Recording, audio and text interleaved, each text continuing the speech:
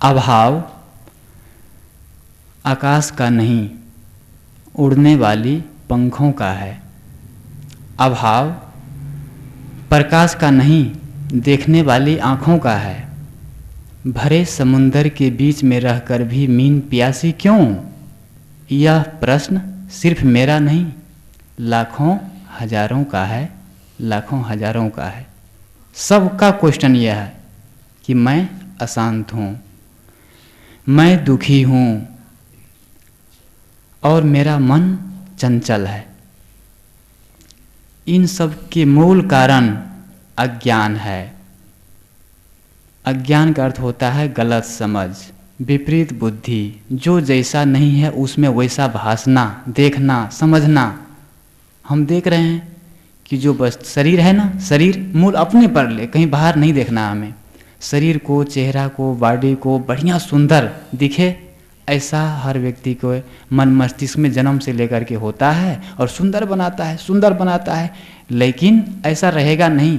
चाहे हम जितना शरीर को सुंदर बनाने की कोशिश करें, प्रयास करें, शरीर में जो चाम है सिकन आएगी, झुर्रियाँ पड़ेगी और रूप कुरूप होगा।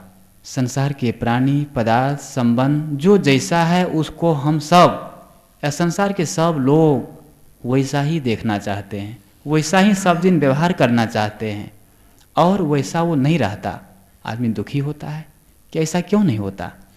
हर व्यक्ति का एक क्वेश्चन है, आंतरिक क्वेश्चन, प्रश्न कि मैं सुखी होना चाहता हूँ, मैं सफल होना चाहता हूँ, मैं अपने भाव को बदलना चाहता हूँ, मैं अपने आप को बदलना चाहता हूँ। बिल्कुल आमूल चूर परिवर्तन। किसकी ओर? सकारात्मक की ओर, सुख की ओर परिवर्तन चाहता हूँ कि मैं सुखी हो जाऊँ, मैं शांतमय हो जाऊँ, मेरा जीवन बदल जाए। और इसके लिए हर व्यक्ति क्या करता है? हम क्या करते हैं? कुछ पुस्तकें पढ़ते हैं, मंदिर में जाते हैं, पूजा करते हैं, सत्संग करते हैं, माला जपते हैं और जितने भी और धन कमाता है, जो भी सब काम करता है आदमी, हम लोग करते हैं। फिर भी हमारा भाग, हमारी मन की शांति, जीवन में जो सामंजस्य है, मन का संतुलन है, ये नहीं बन पाता है। चाह तो है, सबके आंतरिक यही प्रश्न है कि मैं सुखी हो जाऊं, लेकिन सुखी क्यों नहीं होते? इसका कारण क्या है? कारण केवल एक है और वह है हर व्यक्ति के मस्तिष्क में चलने वाले विचार। जो विचार है ना, यदि आदमी के विचार गलत हैं तो वे आदमी कभी सुखी नहीं हो सकते। क्या आप सब, हम लोग इस ज़माने में, अभी वर्तमान में सब लोग के पास देखिए मोबाइल रखा है। मोबाइल पास में है, जेब में, एक नहीं दो दो मोबाइल। मोबाइल में क्या होता है? मोबाइल में, आपके मोबाइल में मैसेज आते हैं अपने दोस्तों से, साथियों से या फिर कंपनी से। तो जब मैसेज आपके मोबाइल में आते हैं तो बहुत ऐसे मैसेज होते हैं जो पसंद नहीं होता आपको, कि ये मैसेज गलत है, अश्लील है या मेरे काम के नहीं हैं। तो क्या करते हैं आप? तुरंत उसको ऑप्शन दबाते हैं, डिलीट करते हैं, रिजेक्ट, कैंसल कर देते हैं। और जो मैसेज, छोड़िए, हम अपने देखें कि सचमुच क्या होता है हमारे जीवन में, अपने मस्तिष्क में, तो उसको आप डिलीट कर देते हैं, पसंद नहीं करते। और जो मैसेज अच्छा है, सुंदर है, बढ़िया, तो उस मैसेज को आप सेव कर लेते हैं, रख लेते हैं, बिल्कुल। और उसको आप दोस्तों में भी भेजते हैं, बाहर भी भेजते हैं, अपना भी समय समय से पढ़ते हैं और पढ़ के बहुत खुश होते हैं। हर व्यक्ति का मस्तिष्क एक क्या है? मोबाइल। और उस मोबाइल में, समझे, उसमें तो दिन में 2, 4, 5 मैसेज आते होंगे मोबाइल में, लेकिन हम सब के मस्तिष्क में सुबह से जब से नींद खुलती है ना, तब से जब तक नींद ना आ जाए, सो ना जाएं, तब तक मैसेज आते रहते हैं, मैसेज आते रहते हैं। ये मैसेज क्या है? ये मैसेज है विचारों का। ये विचार जो है ना, हर विचार मैसेज की तरह है। और वो आपको किसी ने, दोस्तों ने, आपके मित्र ने, आपके परिवार वालों ने, पुत्र ने कुछ कह दिया, अच्छा कहा तो आप सुखी हो गए, बढ़िया, प्रसन्न। गलत कहा, नकारात्मक सब, तो आप दुखी हो गए। ये मैसेज है। और ऐसे मैसेज 1, 2 नहीं, सुबह से जैसे नींद खुली, तब जब तक सो ना जाएं, तब तक ये मैसेज आते रहते हैं, दिमाग में आते रहते हैं। और उन मैसेज को लेकर के हम हर्षित और शोकित, अशांत और शांत बनते रहते हैं। ये मैसेज, एक काम करें, जैसे मैं अभी कहा कि मोबाइल में जो मैसेज आपको पसंद नहीं है उसको ऑप्शन में जाके डिलीट कर देते हैं, कैंसल, रिजेक्ट। इसी प्रकार आपके मस्तिष्क में मन में यदि कोई मैसेज ऐसे आपको किसी ने भोंदू कहा, किसी ने नकारात्मक शब्द कहा, कटु कहा, तो वे मैसेज आपके लिए क्या है? गलत है। उस मैसेज को आप अपने दिमाग में ऑप्शन में जाइए। ऑप्शन में जाने का अर्थ है सोचना। आप सोचिए कि ये कैंसल, ये मेरे काम के नहीं है, ये मुझे नहीं चाहिए। 3 बातें, ये सब कैसे हो पाएगा? इसके लिए मैं 3 बात कहता हूँ। सब लोग सोचें और विचारें कि जो एक दूध होता है, दूध से सब लोग परिचित है। दूध कई बार जब आप खरीद के लाते हैं पैकेट और गरमाते हैं, दूध फट जाता है। उस दूध को क्या करते हैं? बहुत लोग फेंक देते हैं। लेकिन कुछ लोग ऐसे समझदार होते हैं कि उस दूध को पनीर बना लेते हैं। एक कहावत है कि क्या आप फटे दूध से पनीर बनाना जानते हैं? एक क्वेश्चन है कि क्या आप फटे हुए दूध से पनीर बनाना जानते हैं? क्या आप समस्या को सीढ़ी बनाना जानते हैं? क्या आप दुख में से सुख बनाना जानते हैं? ये 3 क्वेश्चन, भाव एक है लेकिन क्वेश्चन 3 है। मैं एक जगह मेहमान था, दूध लाए हम लोग के लिए, वो गर्म कर रहा था गृहपति, दूध फट गया। अब उस दूध को घर का मालिक कहा फेंक दो। वो जो महिला थी वो फेंकने जा रही थी। हमारे साथी ने कहा रुक जाओ, ठहर जाओ, एक नींबू डाल दिया उसमें। जब दूध फट जाता है ना, तो वो ना तो पूरा फटता है और ना वो दूध रह जाता है। कई बार ऐसा होता है। एक नींबू डाला, वो पूरा दूध पानी अलग हो गया और उसका छेना जो है वो अलग हो गया, वो पनीर फिर बना लिया गया। तो ये कहावत एक कि क्या आप फटे दूध से पनीर बनाना और समस्या को सीढ़ी बनाना और दुख में से सुख निकालना, ये 3 बातें जिस व्यक्ति को आ जाएं कभी वो दुखी नहीं हो सकता, अशांत नहीं होगा वो। और ये होगा, ये सोचिए कि हर फटे दूध से पनीर बनाया जा सकता है और हर समस्या को सीढ़ी बनाई जा सकती है और हर दुख में से सुख निकाला जा सकता है। ये विश्वास होना चाहिए हर व्यक्ति को। कैसे होता है? बहुत कोई अपमान कहा, कटु कहा, आपके गलत विचार हो गए, लेकिन उन गलत विचारों को आप अच्छे विचार में मोड़ सकते हैं। गलत सोच रहे हैं लेकिन अच्छा सोच सकते हैं। एक भीड़ थी, बहुत बड़ी भीड़। एक एसपी था, वो भीड़ से गुजर रहा था, कुछ ऐसे विवाद हो गया था, गया। उस भीड़ में एक उसके विरोधी ने एक आदमी एसपी के मुख पर थूक दिया, उतनी भीड़ में थूक दिया। जैसे थूक दिया तो उसका जो अंगरक्षक था ना, तुरंत पिस्तौल उठाया और बस पिस्तौल उठाया और उस पर बस चढ़ाने ही वाला था, उंगली घोड़ा पर डाला। दबा ही रहा था वो कि अब इसको मार दूं, कि एसपी जो था वो फट से हाथ पकड़ लिया उसको, अंगरक्षक को, कहा ठहर जाओ, रुक जाओ। एसपी ने कहा भैया क्या तुम्हारी जेब में रुमाल है? वो एसपी कहता है कि तुम्हारी जेब में रुमाल है क्या? उस आदमी ने कहा हाँ है। कहे लाओ। रुमाल लिया और धीरे से मुस्कुराते हुए चेहरे पर जो थूक था ना उसको पोंछ लिया और उसको सहलाते हुए एसपी कहता है कि जो काम एक छोटी सी रुमाल से हो सकता है उस काम के लिए तुम पिस्तौल चला रहे हो। समझ रहे? जो काम एक छोटा सा रुमाल से हो सकता है उसके लिए तुम पिस्तौल चला रहे हो। सोचिए कितनी बड़ी बात है। हम सब भी जहाँ रहते हैं वहाँ पर जो भी बहुत बड़ी वो आ गए, उसको आप एक समझ, यदि आप अच्छे मैसेज, यही है फटे हुए दूध में से पनीर निकालना।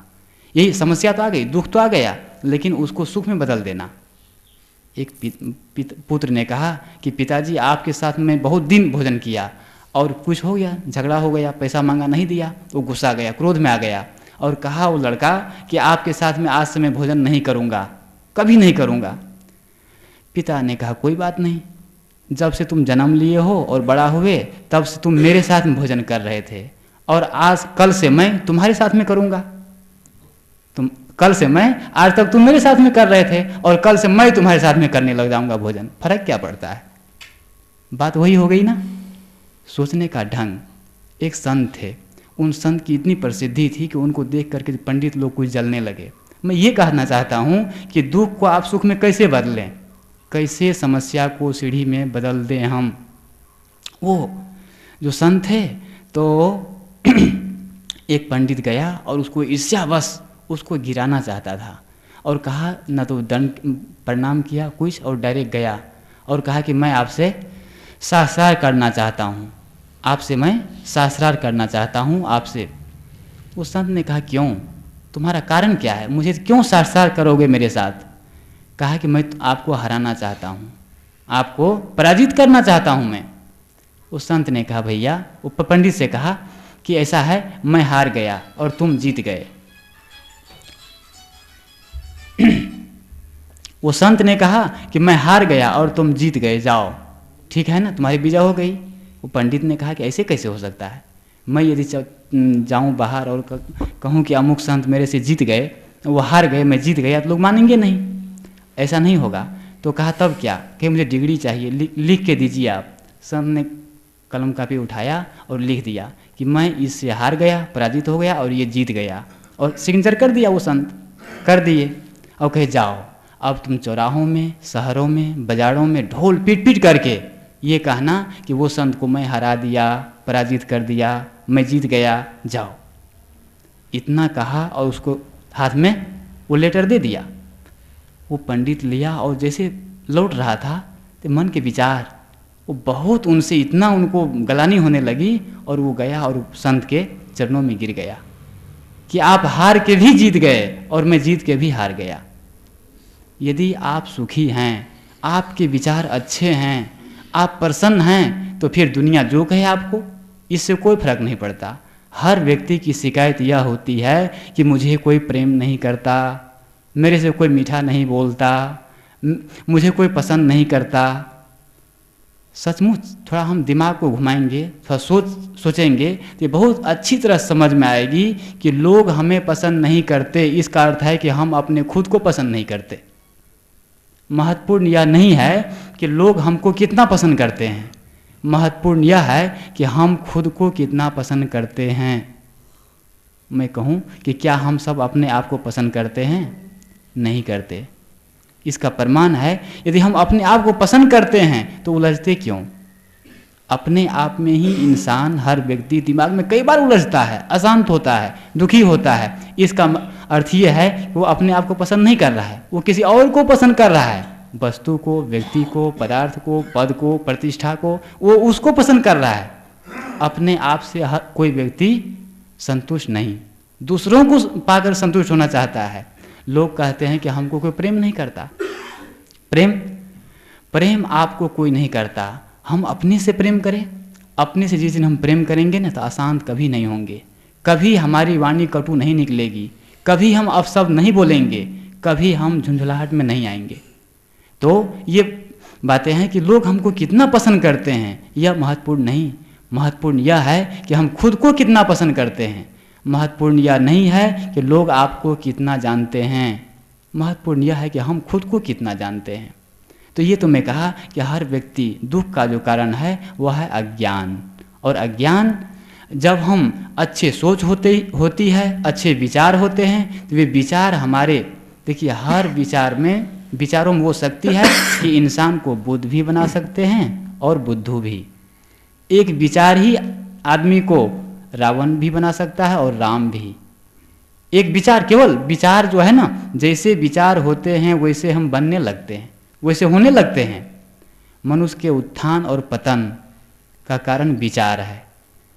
जैसे हमारे विचार होंगे वैसे हमारे व्यवहार होंगे और वैसे हमारे कार्य, और वैसा ही हम होने लगेंगे। बिल्कुल विचार, जैसे आपको कोई अच्छे शब्द, देखिए आप कहीं जाते हैं, आप उलझे हुए हैं और कोई एक बढ़िया चुटकुला कह दिया और बढ़िया मुस्कुरा करके हंस दिया, देखिए कितना आप बिल्कुल खुश हो जाएंगे, सब भूल जाएंगे।